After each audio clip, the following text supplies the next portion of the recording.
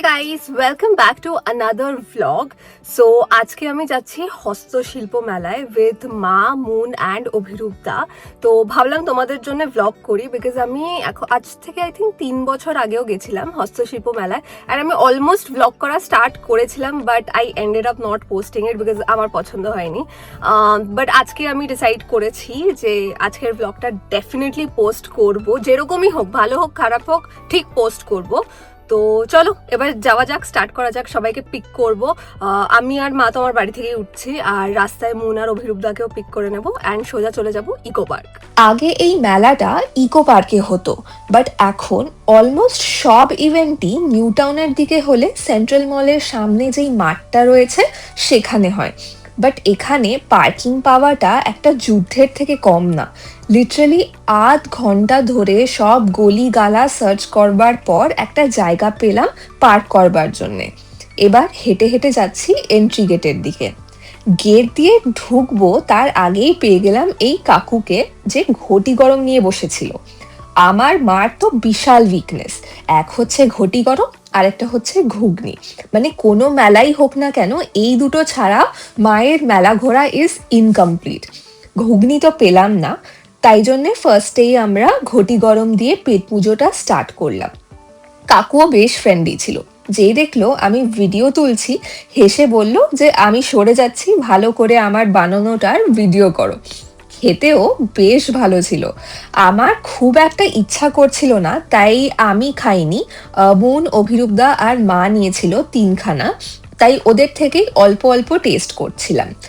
Moon নিজেরটাতে একটু বেশি করে টক দিতে বলেছিল, অ্যান্ড ওটা তো আমারও বেস্ট লেগেছে, খুবই ভালো লেগেছিল খেতে। মা আর অভিরূপদা বলল যে মাদের অতটা ভালো লাগেনি, বাট মুন আর আমার তো খুবই ভালো লেগেছিল। মেবি বিকজ আমরা এক্সট্রা টকটা দিয়েছিলাম। তারপর ভিড়ের মধ্যে দিয়েই আমরা ফাইনালি মেলার ভিতরে ঢুকলাম। ঢুকেই সামনে অনেক কালারফুল মাটির ফুলদানি, প্লেট, হাঁড়ি, সাথে মাদুর আসন, হাত পাখাও ছিল।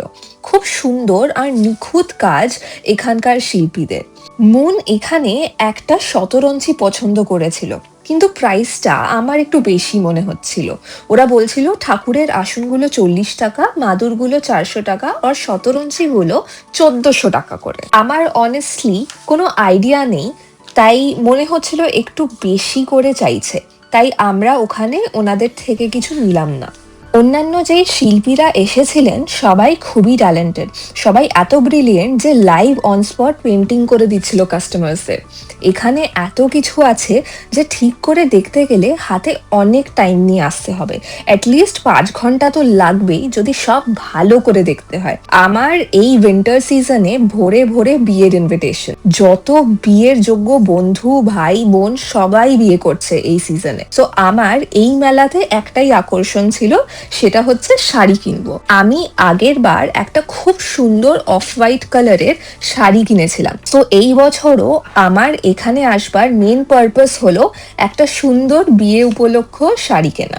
এখানে মোটামুটি 30টা মতো শপস আছে, যেখানে বিভিন্ন জেলার শিল্পীরা এবং ব্যাপারীরা স্টল দিয়ে নিজেদের জিনিসগুলোকে বিক্রি করছে। এখানে ইমিটেশন গোল্ড কটা জুয়েলারিও দেখলাম, বেশ সুন্দর ডিজাইন, বাট ইমিটেশন গোল্ড তো বেশি টেকে না। 500-600 টাকা দিয়ে একটা হার কিনলাম, তারপরে একবারই পরতে পারবো ভেবে কেমন একটা লাগলো, মনে হলো যেন টাকা ওয়েস্ট, তাই আর ওটা কিনলাম না। এই মাটির শোপিসগুলো দেখে একদম ছোটবেলার কথা মনে পড়ে গেল। পুরো শোকেস ভরে বাড়িতে আমার সেম শোপিসগুলো জমানো ছোটবেলা থেকে। সবগুলোর ভিতরে যেরকম গোল্ডের জুয়েলারি ছিল, শপের বাইরেই সিলভার অক্সিডাইজ জুয়েলারির অনেক কালেকশন ছিল। বাট যত ভিতরে ঢুকছিলাম মেলাটার, কালেকশনগুলো আফটার 1 পয়েন্ট খুবই রেপিটেটিভ লাগছিল, সেই নতুনত্বটা ছিল না। এটা জুয়েলারি নিয়ে বলছি না, এটা even saris, kurtis, shawls, suit pieces সব। মুনের এই জ্যাকেটটা পছন্দ হয়েছিল, কিন্তু পরবার পর ওর ভালো লাগলো না, স্পেশালি বিকজ অফিসের জন্য নিচ্ছিল, তাই এটা আর নিল না।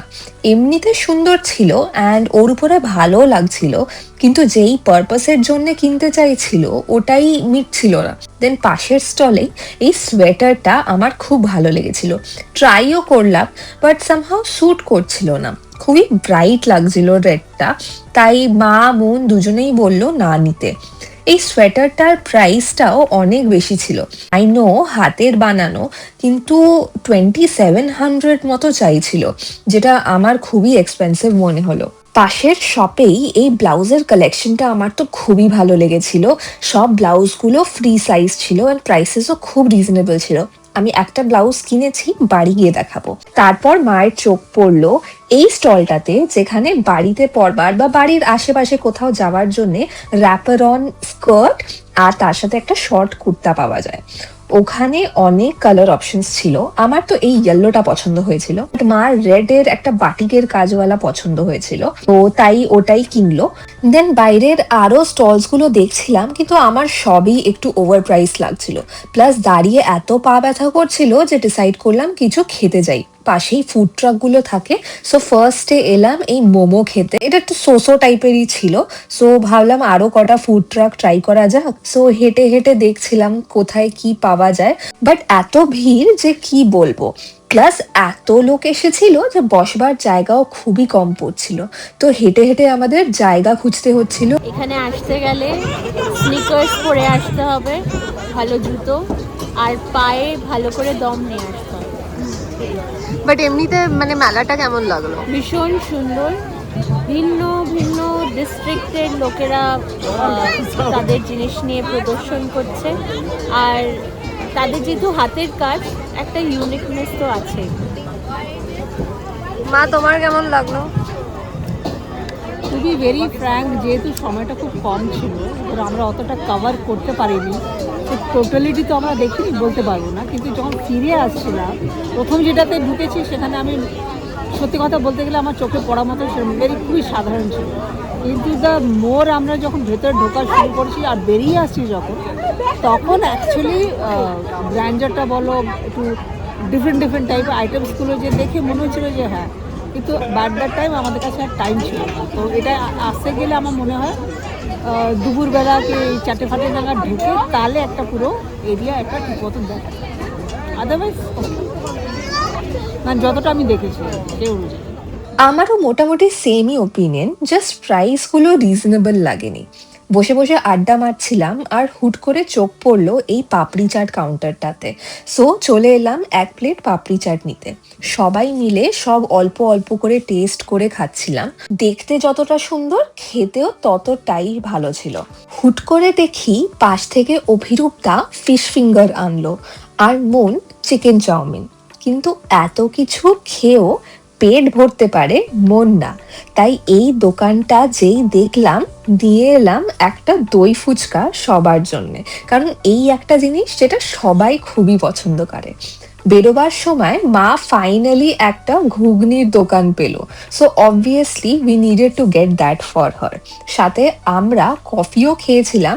সো একটা টাইমের পর সবারই একটু ভয় করছিল যে অ্যাসিডিটি হয়ে যাবে। রোজ রোজ তো আর বেরোই না, সো একদিন যদি একটু শরীর খারাপ হয়ও, একটু সহ্য করে নেওয়া যাবে। এটা বলেই আমি একটা প্লেট পাকা পেয়ারা মাখা অর্ডার করে দিলাম। অ্যান্ড আমার সাহস দেখে মুন আর অভিরূপ দ্বারাও আইসক্রিম কিনলো। ফাইনালি এবার বাড়ি যাওয়ার টাইম।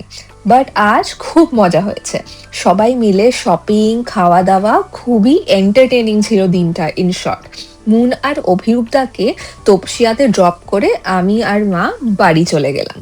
সো আমি এখন বাড়ি ফিরে এসেছি অ্যান্ড এখন আমি তোমাদেরকে দেখাবো যে আমি কি কি কিনলাম।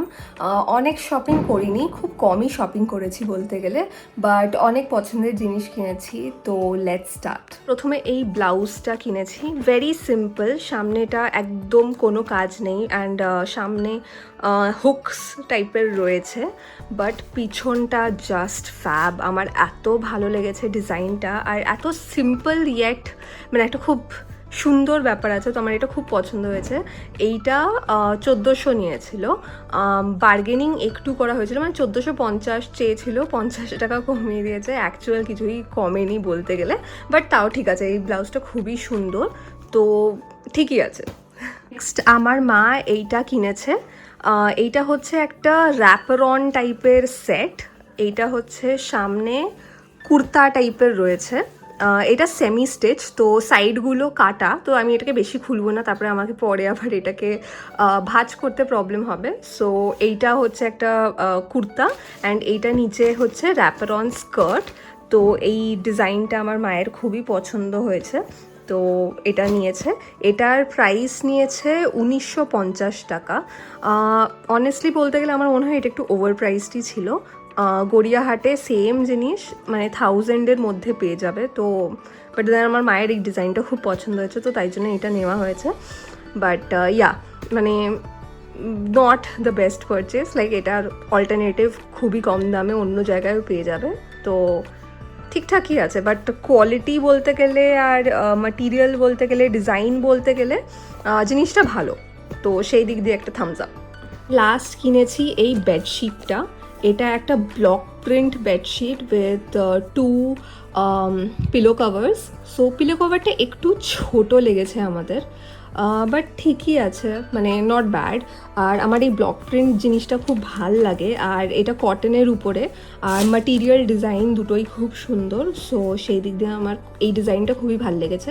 সেম ডিজাইন পিঙ্ক কালারেরও ছিল, বাট এটা আমার একটু বেশি ফুটে এসছে, বিকজ একটু ডিপ কালার তো খুব তাড়াতাড়ি ময়লা হয়ে গেলে বোঝা যাবে না, তো অনেক দিন চলে। অ্যান্ড পিঙ্ক কালারটা উইথ এভরি ওয়াশ একটু একটু করে খারাপ হতে থাকে, রং ফেড হতে থাকে, তো এইটাও সেই দিক দিয়ে অনেকটাই সেফ।